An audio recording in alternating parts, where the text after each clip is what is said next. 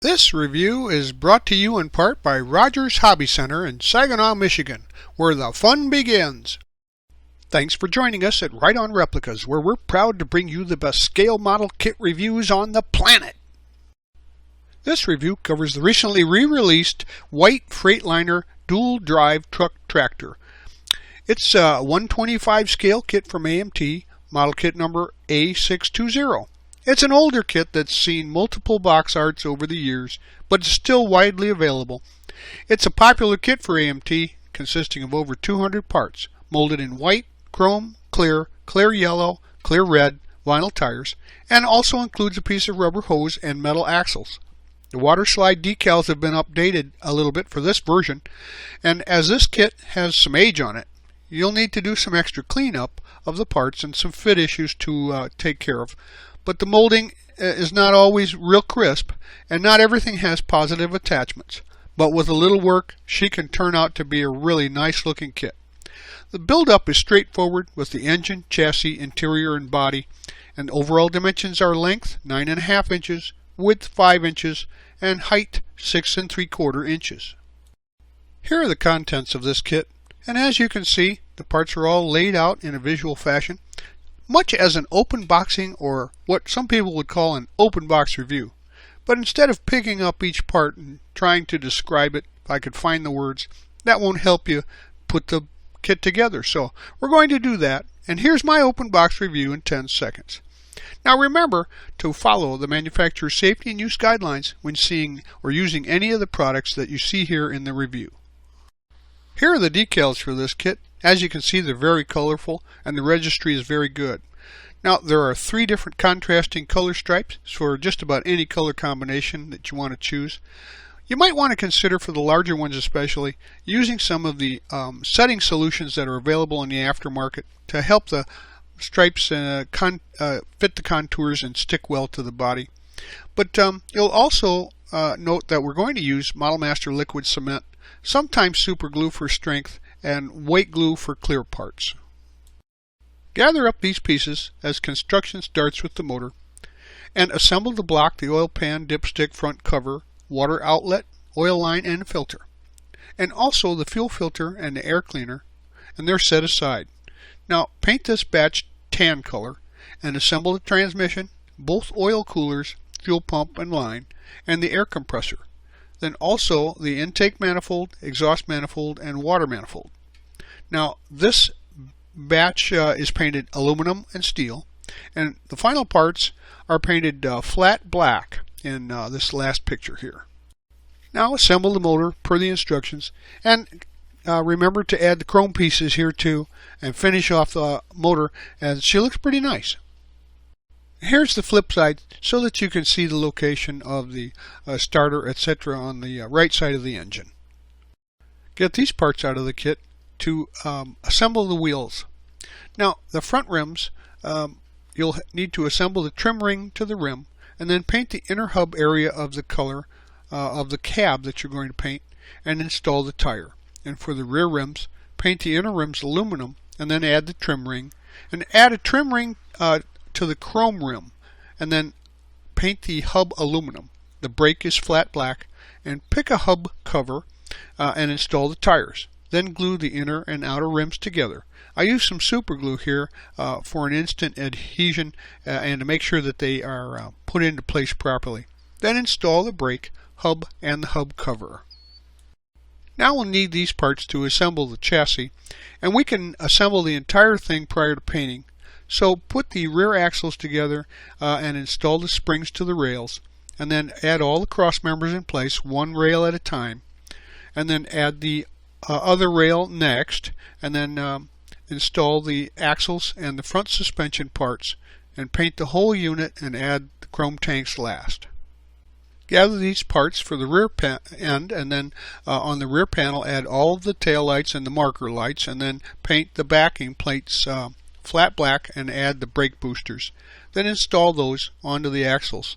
The metal axles are then inserted into one set of tires and installed into the axle positions, and then the other tires are popped onto the other side and pressed together. Now pull these pieces and assemblies out for the front end, and the front backing plates, brakes, and pins are assembled and painted flat black. Then add the brake boosters.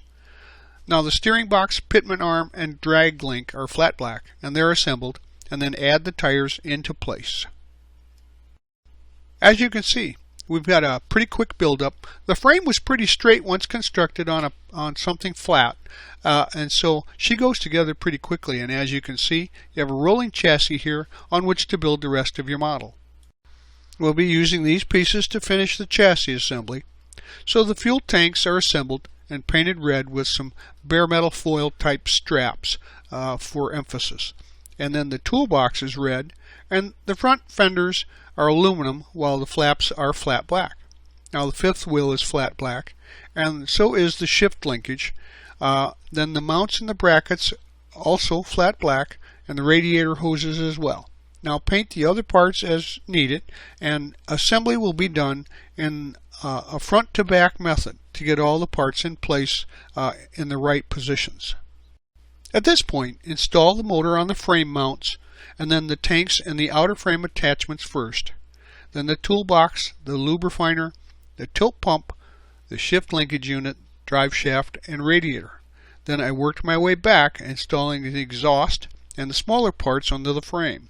Lastly, I installed the fifth wheel and the flaps and the fenders back there. Now grab these parts to assemble the interior, and you'll note here that as I'm showing you, if you install the bed, it's pretty hard to get the cab onto the interior tub. It just seems to be too big. It's like this is not the sleeper cab body that should be used for this bed. But anyway, I couldn't get it into position. Maybe some of you have figured out how to do this, but I couldn't get it there, so I left that out. Now paint the interior the color of your choice, and I used a tan with a flat black floor, and detail the trim with some silver Sharpies, etc. The driver's seat springs are flat black with aluminum, and the passenger seat legs are metal. Now the dash needs to be detailed and installed.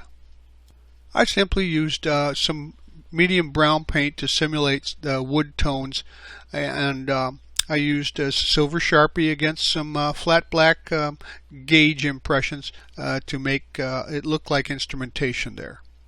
So assemble the interior, install the seats into position, and then add the dash or the column and the steering wheel to the dash, and put the dash into position on the sidewalls.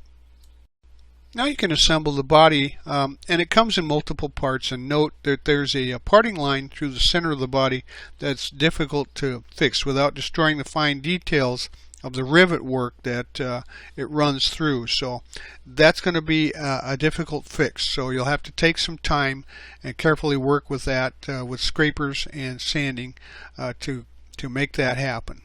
To try and preserve the details of the rivets and the panel lines on the cab, I used a green scuff pad to kind of rough up the body to prepare it for paint, cleaning it with that, and then I used a good quality primer and coated the inside and outside of the cab. So once the primer was dried, I used the scuff pad again to prepare it for paint, rinsed it off and let it air dry, and then I used a red base for a construction type cab. So go ahead and paint your cab inside and out for preparation for decals. Because of the panel lines and rivets, I strongly suggest that you use some of the aftermarket setting solutions to apply to the decals to get them to settle into the contours and stick to the body. So go ahead and add the color decals of your choice against your body. Pick a contrasting color and apply those at this time. Once those are dry overnight, go ahead and give the body your clear coat to seal in the decals. I used some of the Pledge floor wax liquid form to dip the window in to get it look thinner and clearer, and I painted the console tan. Then installed them into the cab, and then used a little white glue to keep those into place.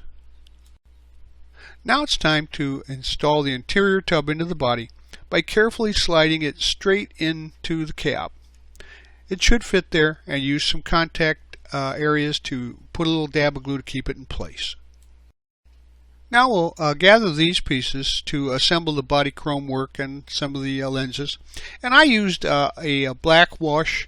It's called New Land Oil by Citadel for the grill to highlight the recesses there.